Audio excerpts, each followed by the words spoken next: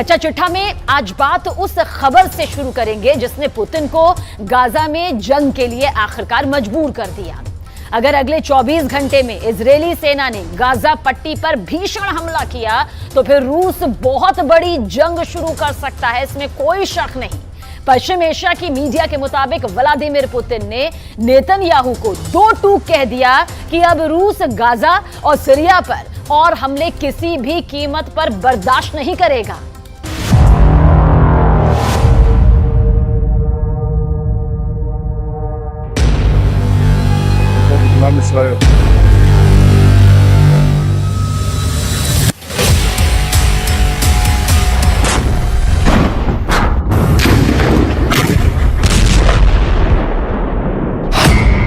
बंद करो गाजा में कदम, पुतिन की जंगी धमकी।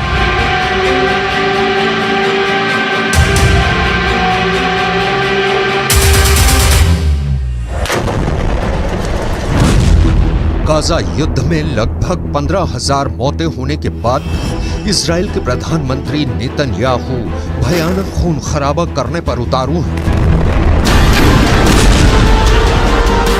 हालात ये हो गए हैं कि पिछले 12 घंटे के अंदर इजरायली सेना ने उत्तरी गाजा में कई जगहों पर सीज फायर को तोड़ते हुए हमास के ठिकानों पर मिसाइलों और ड्रोन से सीधा हमला किया है। लेकिन इस बीच एक खबर रूस से निकल कर आई है जिसने पूरी दुनिया को सन्न करके रख दिया है। 71 साल के रूसी राष्ट्रपति व्लादिमीर पुतिन ने साफ चेतावनी दी है कि अगर गाजा में खूनी गदर नहीं रुका तो फिर गाजा से लेकर सीरिया तक इजरायली सेना पर भयंकर हमले शुरू हो जाएंगे। नेतन्याहू को चेतावनी देते हुए पुतिन ने जो कहा है उसने अमेरिका समेत तमाम पश्चिमी देशों को गहरे संकट में डाल दिया है। जरा देखिए पुतिन ने ऐसा क्या कह दिया है कि अब गाजा युद्ध इजरायली सेना के लिए गले की हड्डी बनता जा रहा है। गाजा से सीरिया तक रूस का बदला शुरू। रूसी राष्ट्रपति व्लादिमीर पुतिन ने प्रधानमंत्री बेन्यामिन नेतन्याहू को सीधी चेतावनी देते हुए कहा है कि अगर गाजा युद्ध नहीं रोका तो फिर सीरिया भी इजराइल पर सीधे और बड़े हमले शुरू कर देगा। पुतिन ने हमास और इजराइल के बीच संघर्ष विराम पर बोलते हुए साफ कहा है कि इजराइल जिस तरह से सीज फायर की आड़ में गाजा से लेकर सीरिया तक हमले कर रहा है उसकी वजह से अब फिलिस्तीन इजरायली संघर्ष तीव्र वृद्धि की ओर बढ़ चुका है। पुतिन ने अपनी चेतावनी में यह खुलासा नहीं किया है कि क्या रूस की सेना सीधे तौर पर इजराइल के खिलाफ जंग में उतरेगी या फिर रूस ईरान और लेबनान के जरिए इजराइल पर बड़ा हमला करवाएगा। खबर यह भी है कि सीरिया में मौजूद रूसी सैन्य अड्डों पर इजराइल के खिलाफ युद्ध की तैयारी पूरी कर ली गई है। हम आपको बता दें कि पुतिन ने इजराइल से साफ कह दिया है कि अब गाजा में मासूम फिलिस्तीनियों की मौत का तमाशा रूस नहीं देखेगा। दावा किया जा रहा है कि मॉस्को ने ईरान, सीरिया और लेबनान को बड़ी जंग के लिए तैयार रहने को कह दिया है। Кровавый переворот на Украине в 2014 году, за которым последовала война киевского режима против своего народа на Донбассе, это не потрясает? А истребление гражданского населения в Палестине, в секторе Газа сегодня, не потрясает?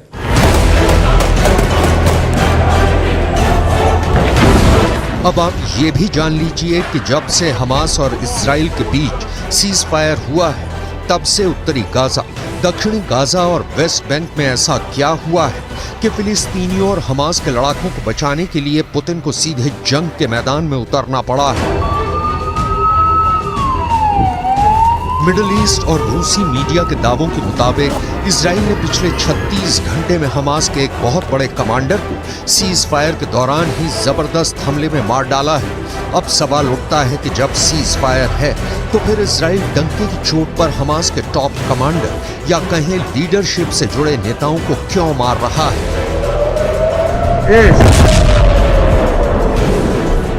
डिफेंस एक्सपर्ट्स के मुताबिक इजरायली सेना की खुफिया एजेंसी मोसाद और शिन बेत के पास हमास के सभी टॉप कमांडर्स की पूरी लिस्ट है जो हमास के हमलों को कंट्रोल करते हैं। यही वजह है कि जैसे ही सीज फायर हुआ, हमास के टॉप कमांडर आगे के हमलों को लेकर मूवमेंट करने लगे, जिसकी भनक मोसाद और शिन बेत को लग गई। और फिर इजराइल की आईडीएफ ने खुफिया सूचना के आधार पर इन्हें मार डाला। यही नुकसान हमास पर बेहद भारी पड़ रहा है, जिसके खिलाफ अब पुतिन ने इजराइल को धमकी दी है कि अगर सीज फायर के दौरान गाजा या फिर सीरिया पर हमले तेज किए तो फिर ये युद्ध पूरी तरह से बेकाबू हो जाएगा और रूस चुप रहकर तमाशा बिल्कुल भी नहीं देखेगा। अब आप ये भी जान लीजिए कि सीज फायर के दौरान हमास का कौन सा बड़ा टॉप कमांडर मारा गया है।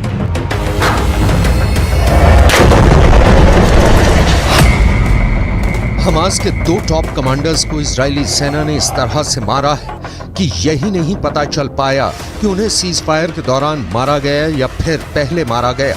हमास ने खुद 26 नवंबर को पुष्टि की है कि हमास की उत्तरी ब्रिगेड के 2 कमांडर मारे गए हैं। हमास के मुताबिक आईडीएफ ने उत्तरी ब्रिगेड के कमांडर अहमद अल घंडौर को हवाई हमले में मार डाला है। इससे पहले आईडीएफ ने हमास के कमांडर अहमद अल घंडौर को मारने की 3 बार कोशिश की थी।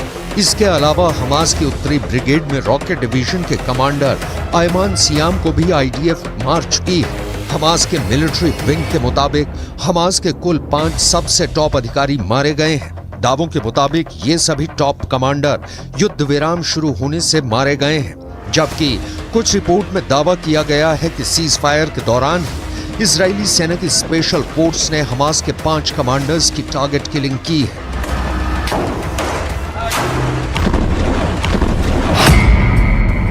सीज फायर तोड़ा तो तोड़ देंगे इजराइल।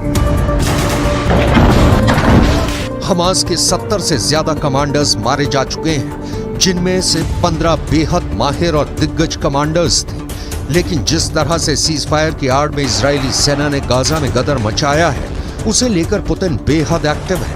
ईरान के राष्ट्रपति रईसी से पुतिन की नजदीकियों ने इजराइल के खिलाफ नई मुसीबत खड़ी कर दी है, तो वहीं सीरिया के प्रमुख असद से पुतिन की पुरानी और गहरी दोस्ती ने इजराइल को गाजा से लेकर सीरिया तक मुसीबत में डाल दिया है। सीरियाई राज्य समाचार एजेंसी के दावों के मुताबिक पिछले 18 घंटे में दक्षिण पश्चिम सीरिया में इजरायली हवाई हमलों में सीरिया के सैन्य ठिकानों को भारी नुकसान हुआ है। दावों के मुताबिक सीरिया में हुई इजरायली हमले में उसके 8 सैनिक मारे गए हैं, जबकि 7 घायल हुए हैं। सीरिया में इजराइल का हवाई हमला सीरिया के दक्षिण पश्चिमी शहर दारा के पास सैन्य ठिकानों पर हुआ है, जिसे लेकर पुतिन बुरी तरह से बौखला गए हैं। इसलिए उन्होंने इजराइल को सीधी धमकी दी है कि अगर गाजा और सीरिया में इजरायली हमले इसी तरह से दोबारा हुए तो जंग बहुत भयानक हो जाएगी। אני מבקר פה עכשיו ביחידה של אמ"ן, היא עושה עבודת קודש, חושפת הרבה מאוד, ומה שאנחנו רואים זה דבר מדהים. אנחנו רואים בעצם שהתושבים, האזרחים בעזה למעלה, מגנים על כל הטרוריסטים למטה. הם בנו עיר תת-קרקעית להגן על עצמם, והם מקריבים את האזרחים למעלה. זה בדיוק הפוך מצבא הגנה לישראל. צבא הגנה לישראל זה חיילים שמגנים על אזרחים, פה זה אזרחים שמגנים על... इधर हमास के द्वारा बंधकों की रिहाई के दौरान एक बड़ी हैरान करने वाली खबर सामने आ रही है। रूस को अपना सबसे वफादार दोस्त मानने वाले हमास ने रूसी बंधकों को लेकर ऐसा ऐलान कर दिया है जिसने पुतिन के कद को दुनिया भर में काफी ऊंचा कर दिया है। हमास के वरिष्ठ अधिकारी ने दावे के साथ ऐलान किया है कि हम रूस और राष्ट्रपति पुतिन का बहुत सम्मान करते हैं, इसलिए गाजा में बंधक रूसी नागरिकों को हमास बिना शर्त रिहा करने जा रहा है। हमास के टॉप लीडर ने पुतिन को सम्मान देते हुए बयान दिया है कि रूसी बंधकों को रिहा करके हमास पुतिन को सच्चे दोस्त होने का सम्मान दे रहा है।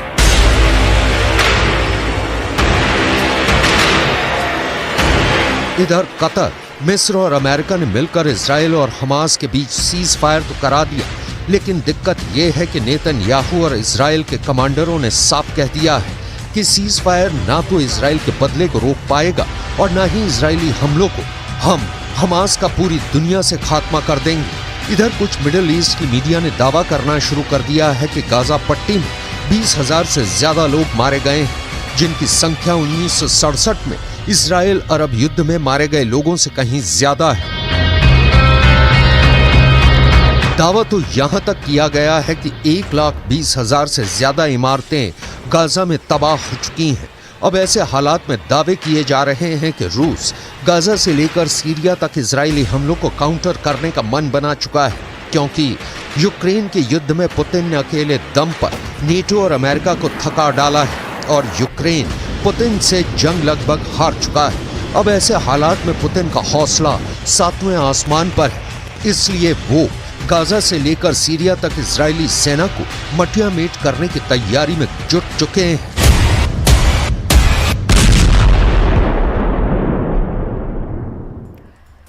गाजा की आग अमेरिका तक पहुंच गई है और अब अमेरिका में 40 करोड़ बंदूक बड़ा खतरा बन गई। अमेरिका में करीब करीब हर नागरिक के पास बंदूक है। अमेरिका में अब गाजा को लेकर ऐसी बातें फैलाई जा रही है जिससे जो बाइडेन को यह लगने लगा है कि कहीं हमास का अगला हमला अमेरिका में ना बन जाए।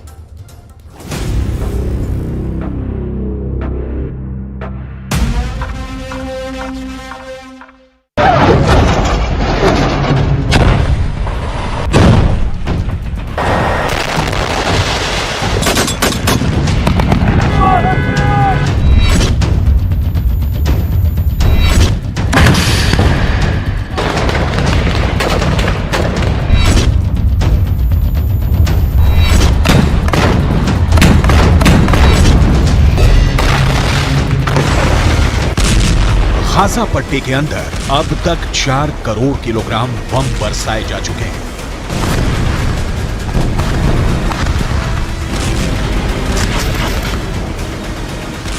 पूरा गाजा पट्टी जलकर राख हो चुका है, लेकिन इस आग ने अमेरिका के सामाजिक ताने बाने को भी जलाकर राख कर दिया है।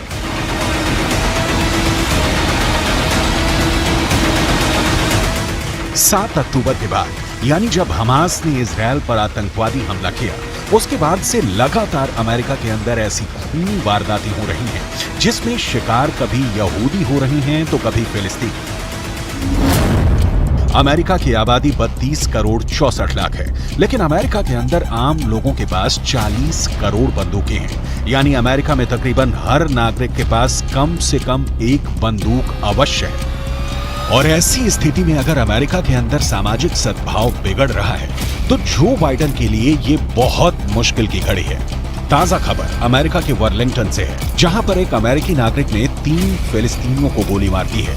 इस घटना ने एक बार फिर अमेरिका में फिलिस्तीन बनाम गैर फिलिस्तीन तनाव को भड़का दिया है। वर्लिंगटन में एक अमेरिकी नागरिक ने हिशाम और अतानी, तहसीन अहमद और किन्नान अब्दुल हमीद पर वर्मोंट विश्वविद्यालय के पास हमला किया है। अमेरिका के राष्ट्रपति जो बाइडेन और उनके विदेश मंत्री एंटनी ब्लिंकन लगातार यहूदी पुजारियों, यहूदी नेताओं और मुस्लिम धर्मगुरुओं के संपर्क में हैं। वो लगातार शांति स्थापित करने की कोशिश कर रहे हैं और बयान भी जारी कर चुके हैं, लेकिन इसका कोई असर देखने को नहीं मिल रहा है। अमेरिका में किस तरह फिलिस्तीनियों को गोलियों की बौछार का सामना करना पड़ा है, आपको आगे बताने वाले हैं। लेकिन सबसे पहले आपको अमेरिका के हालिया घटनाओं का पूरा विवरण देते हैं, जिससे ये साफ हो जाता है कि अमेरिका भी अब गाजा की आंच से बच नहीं पा रहा है। ये तस्वीरें अमेरिका की ही हैं, जहां पर एक 6 साल के फिलिस्तीनी बच्चे का नमाज़े जनाजा पढ़ा जा रहा है। ये 6 साल का बच्चा एक अमेरिका के नागरिक के यहाँ किराए पर अपनी मां के साथ रह रहा था, लेकिन इस बच्चे को 71 साल के एक बुजुर्ग ने चाकू से 26 वार करके मार डाला। इस बच्चे के परिवारजनों ने रोते हुए अमेरिका की सरकार से प्रार्थना की है कि जो युद्ध गाजा के अंदर चल रहा है उसको अमेरिका में शिफ्ट ना किया जाए।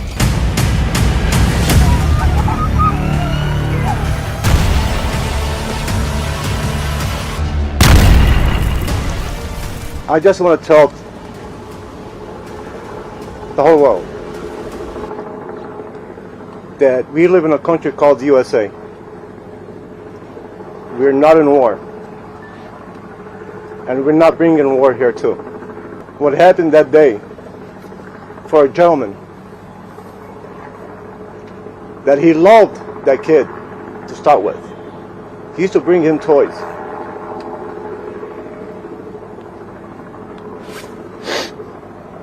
Now I want to ask anybody here, a 71-year-old man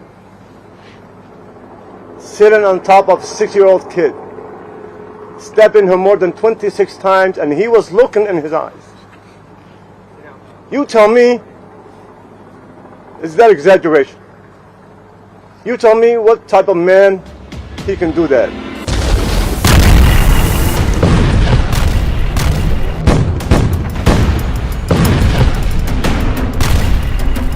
इस तरह के वाद विवाद का बहुत बुरा असर इस वक्त अमेरिका के ऊपर पड़ रहा है।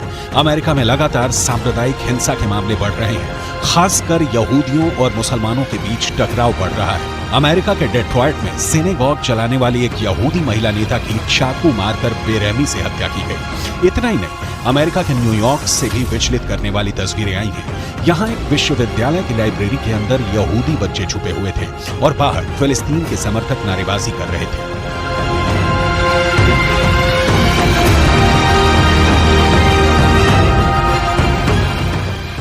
अमेरिका के वॉशिंगटन में फिलिस्तीन समर्थक प्रदर्शन के दौरान एक महिला को ऐसा पोस्टर लिए दिखाया गया जिसमें यहूदियों को पूरी तरह से समाप्त करने जैसा संदेश दिया गया था।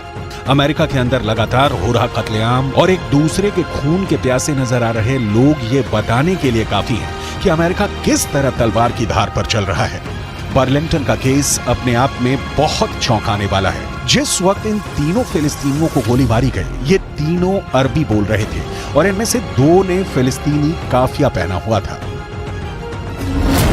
फिलिस्तीनी काफिया एक ऐसा कपड़ा होता है जो गले पर पहना जाता है और इसमें चिक होते हैं। फिलिस्तीन का आंदोलन करने वाले बड़े नेता यासिर अराफात अक्सर फिलिस्तीनी काफिया पहनते थे और ये फिलिस्तीनी काफिया एक तरह से यासिर अराफात की पहचान बन गया था।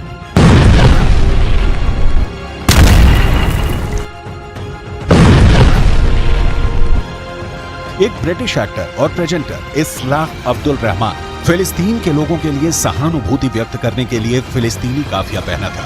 ठीक ऐसा ही काफिया 2 फिलिस्तीनियों ने भी पहना हुआ था जिन पर गोलियां चली हैं। इसका मतलब साफ है कि गोली मारने वाले शख्स अमेरिका के नागरिक जेसन जे ईटन ने ये जानते हुए इन्हें गोली मारी कि ये फिलिस्तीन लिस्ट एनी मूल के नागरिक हैं।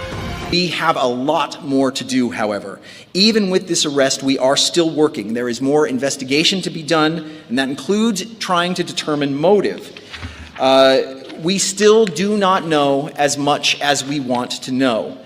But I would urge the public and you in the media to avoid making conclusions based on statements from people who know even less than we currently do. We are working hard to find out this information, and we are nowhere near the end of this investigation. Jason J Eaton को गिरफ्तार कर लिया गया है और उन पर case चलाया जा रहा है। अमेरिका की पुलिस लगातार जेसन जो ईटन के बैकग्राउंड को तलाश रही है।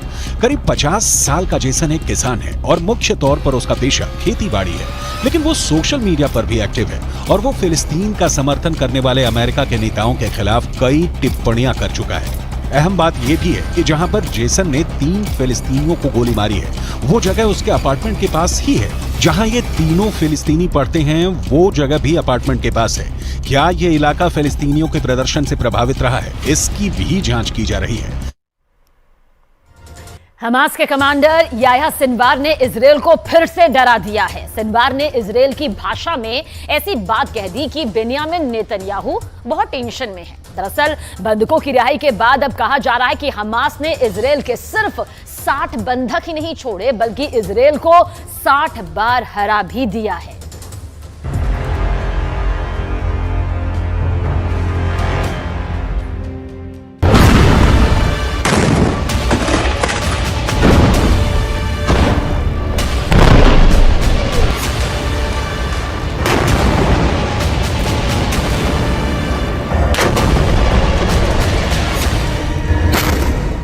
सीज फायर टूट गया जब युद्ध विराम बढ़ाने पर हमास और इजरायल राजी हुए तो गाजा में तैनात इजरायली सेना के टैंक और तोपों ने बमबारी कर दी। शेख रदवान इलाके में धमाके हुए और दहशत फैल गई कि युद्ध फिर शुरू हो चुका है। इजरायल फिर टनों टन बम गाजा पर गिराएगा, फिर इमारतें ढहती जाएंगी और हजारों लाशों को मलबे से निकालने का काम फिर शुरू हो जाएगा, जिसमें बच्चे होंगे, महिलाएं होंगी, बुजुर्ग भी होंगे, क्योंकि नेतन्याहू तो पहले ही कह चुके हैं कि जब तक हमास बाकी है, युद्ध बाकी है और गाजा की तबाही जारी रहेगी।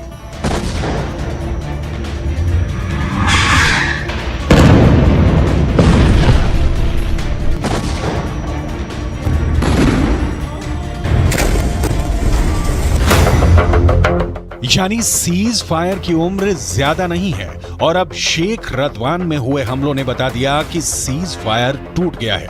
युद्ध फिर शुरू होगा और हमास इस बार बिल्कुल नहीं बचेगा। लेकिन हमास को इसका डर नहीं, हमास के कमांडर को इसकी फिक्र नहीं, क्योंकि इजराइल की मीडिया में जो खबरें छाई हैं उसने याह्या सिनवार का खौफ एक बार फिर पूरे इजराइल में फैला दिया है। क्योंकि याह्या सिनवार को लेकर जो खबर आई है वो वाकई बहुत चौंकाने वाली है। ये खबर सुरंग से आई है जहां हमास पूरी तरह एक्टिव है।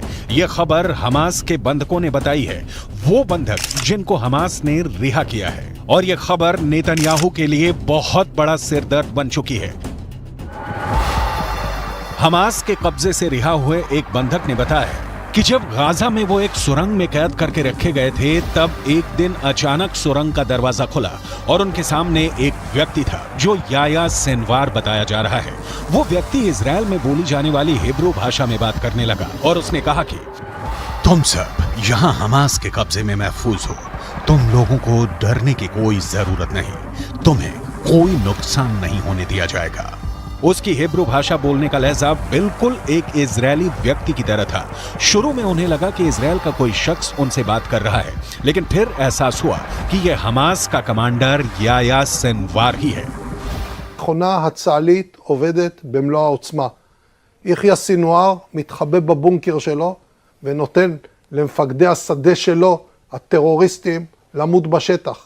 אצלנו המפקדים הולכים בראש הכוח, מובילים קדימה, מביאים להישגים ומנהיגים את הכוחות.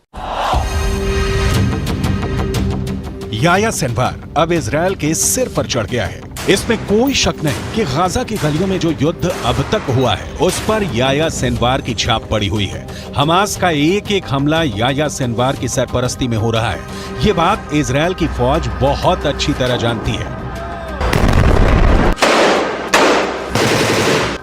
नेतन्याहू ने गाजा पहुंचकर पहले ही बता दिया है कि चाहे सीज फायर रहेगा या फिर नहीं, इसका हमास को खत्म करने के उनके एजेंडे पर कोई फर्क नहीं पड़ेगा। वो पहले ही बता चुके हैं कि इजराइल पर हमला करने वालों को वो चुन चुन कर मारेंगे, हमास को जड़ से खत्म कर देंगे। צהריים הלוחמים הגיבורים שלנו. אנחנו עושים כל מאמץ להחזיר את חטופינו ובסופו של דבר נחזיר את כולם. יש לנו 3 יעדים במלחמה הזאת. לחסל את החמאס, להחזיר את כל חטופינו ולהבטיח שעזה לא תחזור להיות איום למדינת ישראל.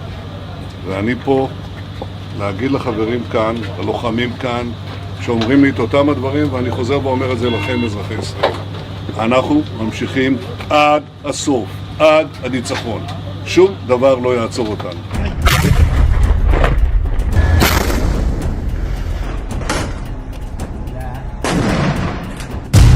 यानी हमास का पक्का इलाज होगा, हमास को पूरी तरह खत्म कर दिया जाएगा। इसकी 100% वाली गारंटी नेतन्याहू बार बार दे रहे हैं। गाजा में सीज फायर करके इजराइल को वक्त मिला, उसकी सेना को वक्त मिला, हमास को भी वक्त मिला। दोनों तरफ अपनी ताकत को फिर से जुटाने का काम हुआ होगा ताकि युद्ध के अगले चरण को और खतरनाक बनाया जाए। लेकिन इन सबके बीच सबसे बड़ा चैलेंज याह्या सिनवार बन चुका है। याह्या सिनवार जब तक जिंदा है, नेतन्याहू जीत का दावा नहीं कर सकते। नेतन्याहू को जब से पता चला है कि याह्या सिनवार सुरंगों में घूम रहा है और बंधकों से मुलाकात करके उनसे सीधे बात कर रहा है, तब से नेतन्याहू की बेचैनी बढ़ गई है। इसका मतलब साफ है कि याह्या सिनवार जिंदा है। याह्या सिनवार युद्ध को कंट्रोल कर रहा है। याह्या सिनवार बता रहा है कि इजराइल का एक एक बंधक उसके रहमो करम पर जिंदा है। यही बात इजराइल को बहुत परेशान कर रही है।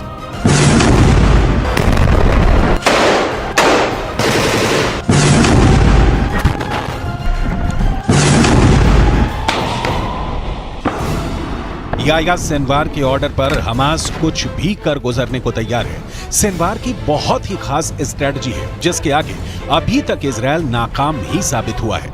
7 अक्टूबर को हुए हमले के बाद हमास के खिलाफ जंग में इजरायल के 2 मकसद थे। पहला, हमास के पास से करीब 250 बंधकों को आजाद कराना, जिसके लिए इजरायल को सीज फायर करना पड़ा, यानी उसका युद्ध और बमबारी काम नहीं आया, वो फेल हो गया। दूसरा मकसद, इजरायल हमास को जड़ से खत्म करना चाहता है, लेकिन अभी तक इसमें भी इजरायल फेल ही साबित हुआ है। יש היום הסכמה לאומית בכל מדינת ישראל שאנחנו חייבים להילחם ולנצח בגלל מה שקרה, בשביל העתיד שלנו וגם בשביל העתיד של העולם החופשי. חמאס ואייסיס זה אותו דבר, ויחיא סנואר זה אוסמה בן לאדן החדש. इसमें कोई शक नहीं कि याह्या सिनवार ही 7 अक्टूबर को हुए हमास के हमले का मास्टरमाइंड है। उसी ने साजिश रची, उसी ने टारगेट चुना और अब वही गाजा से सब कुछ कंट्रोल कर रहा है। गाजा की गलियों में जो युद्ध हुआ है या हो रहा है, उसने इजरायल को भी बड़े झटके दिए हैं, लेकिन नेतन्याहू अपने फैसले पर कायम है। ישבתי עם סגן הרמטכ"ל, עם המפקדים, ועל הקיר היה כתוב עם ישראל חי. אז עם ישראל חי, ועם ישראל גם מנצח. בזכותכם, בזכותכם. תודה לכם. बंधकों को छुड़ाने वाले सीज फायर के बाद वो हमास पर 10 गुना तेज हमला करेगा। फिर हमास के पास न बचने का रास्ता होगा न भागने का। गाजा की गलियों में युद्ध के दौरान हमास ने भी बड़े बड़े दावे किए हैं। हमास का दावा है कि उसने इजरायल के 180 टैंक और बख्तरबंद गाड़ियों को हमले में फोड़ दिया है। गाजा से लगातार ऐसी तस्वीरें आई हैं जिसमें इजरायली टैंक पर घात लगाकर हमले किए गए। इजरायल ने खुद माना है कि अब तक ग्राउंड ऑपरेशन में उसके 70 से ज्यादा सैनिक मारे जा चुके हैं, 250 से ज्यादा सैनिक जख्मी हुए हैं। लिहाजा हमास के खिलाफ जो ताकत इजरायल को माना जाता है, उसके मुताबिक नतीजे तो इजरायल को भी नहीं मिले हैं। हालांकि नेतन्याहू के सामने अपनी छवि को बनाए रखना बड़ा चैलेंज बन चुका है और गाजा पहुंचकर उनकी पहली कोशिश इसी तरफ नजर आती है। सीज फायर हमेशा के लिए नहीं हुआ है और आगे की लड़ाई जैसी भी होगी, उसे लेकर इजरायल के ऊपर बंधकों वाला प्रेशर पहले के मुकाबले काफी कम होगा, क्योंकि बहुत से बंधक, खासकर बच्चों और महिलाओं को हमास आजाद कर चुका है। इसलिए इजरायल का पूरा फोकस अब हमास को खत्म करने पर है।